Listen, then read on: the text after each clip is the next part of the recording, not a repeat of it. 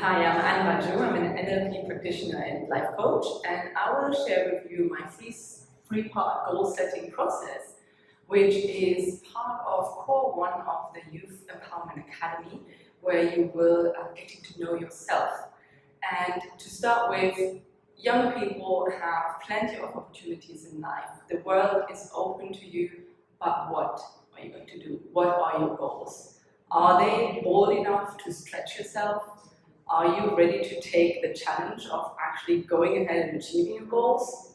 And if you don't have goals, that's okay as well. Maybe that's the first step that you've got to take. Put some time aside and sit down and really think about, what do you want in life? What are your desires? What kind of life are you looking for? What is your perfect day? And write these things down and think, what are things that you've got to achieve to get there? It doesn't have to be your 10 years goal plan, 5 years goal plan. It could be 1 year, it could be 1 month. But you've got to have some sort of vision and some sort of bigger picture thinking to get you there. Because that's definitely a very important element for leaders. Leaders are the people who know where they want to go. They keep that vision in mind, and they make sure that the people who work with them, the people that they lead, that they know how to get there. And before I get into the 3 parts process, I want to share with you 2 reasons why very often people don't actually achieve their goals. And one reason is that we don't use committed language. We set goals a bit vaguely. We know somehow this is something that I want to achieve, but we don't use proper commitment.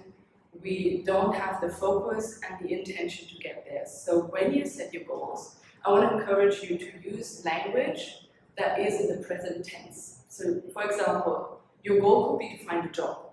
Okay, that could be a goal, but that's not very clear. That's not very committed. Instead of saying something vague like that, you say something like, I will start my job as a social media executive in December 2023. Like that, you're speaking like you already have it. You already have achieved that goal. That's very important, because that makes your brain realize, okay, I've got it, so now I'm just going to work on the things that I need to work on. But also the second part is that this commitment, it gets into your mindset, and you know that if you want to achieve that, you've got to be committed to focus. And another point there is to visualize. Visualize yourself going into the office, you've bought yourself some nice clothes, you're ready to start your first day. Visualize yourself, how is that going to be? How are you going to feel starting that job that you've been looking for? That all put together, the language and this vision will really help you to stay on track. And I will get into that in the 3 steps process, but it really will help you to set the stage to achieve those goals. The second reason why people don't often achieve goals is that there is some sort of disbelief in the background.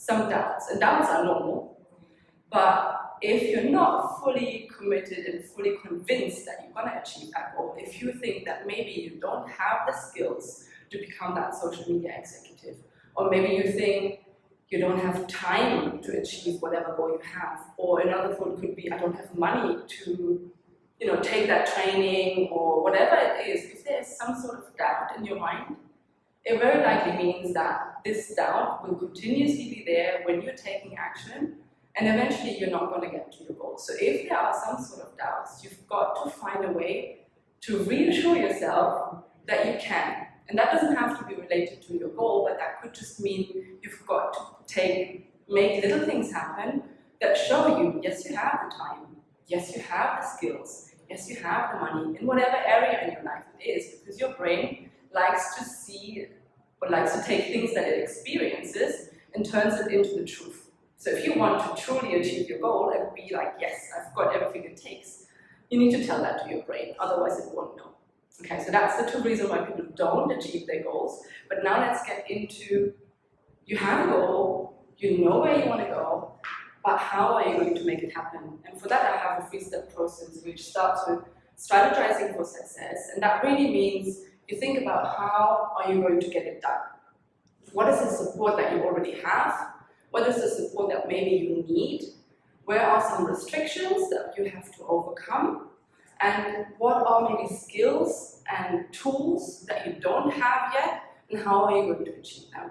That could mean you've got to read some books, you've got to read articles, listen to podcasts about time management or relationships, emotional development, all sorts of things, communication. You acquire that knowledge, you try it out, and you see what sticks and what works for you, and you see how it gets you to the next step. But then also, you have a strategy how you get to take action, but what happens if something gets in the way? What happens if life gets in the way, something unexpected happens, or it doesn't work out, you start feeling demotivated because you're getting into some situations where you don't go forward, you feel like you're stepping back all the time. So what are your strategies that you have in your pocket when you get to a point where you don't feel like you want to do anything? And that's normal, that can absolutely happen. So how are you going to motivate yourself to, for example, get started? Some people are really good at getting started, and some people are really good at doing it another way, like they can follow through. Other people, again, can't follow through. They are starters, but they don't want to see through until the end. So what kind of personality do you have, and what are strategies you can already think about you're going to take and put into action when you get to a point where you feel like there is a block in your way? So that's part number one. Part number two is taking action. Obviously, you've got to do something, you've got to implement some baby steps, because big goals, they need to be broken down in smaller chunks. Otherwise, it gets overwhelming and it just feels like you would never be able to achieve that long-term vision that you've got. You have to break it down in smaller things that you can take action. And that means you've got to think about, how many minutes a day do I have to focus on this particular task? How many days a week do I have to do this? How many weeks in the month? Like, you break it down and you really get specific on what are the steps you need. And the other part is to create the structure. Because oftentimes when we take action, we struggle to prioritize, because there's so many things in the world that we want to do, especially as young people. You've got 5 million opportunities that you want to do right now, which is absolutely great. But at the same time, if you don't prioritize and you don't have the structure in place, you can't achieve your goal. And structure, what do I mean with structure? For me, I had to put structure in place that every morning I sit down and I have my morning intentions. So for the day, I look at what is my goal of the day, what is my intention, how do I want to show up in the world, and I have a little affirmation that reminds me how great I am and how much I will achieve whatever goal I'm setting out to. And I do that every morning. And also another really useful thing that I've learned in the process is to have a little CEO meeting with you, if you want to call it that. But every month I sit down and I think, what is the goal of the month, and what do I need to take? What action steps do I need to take to get to that goal?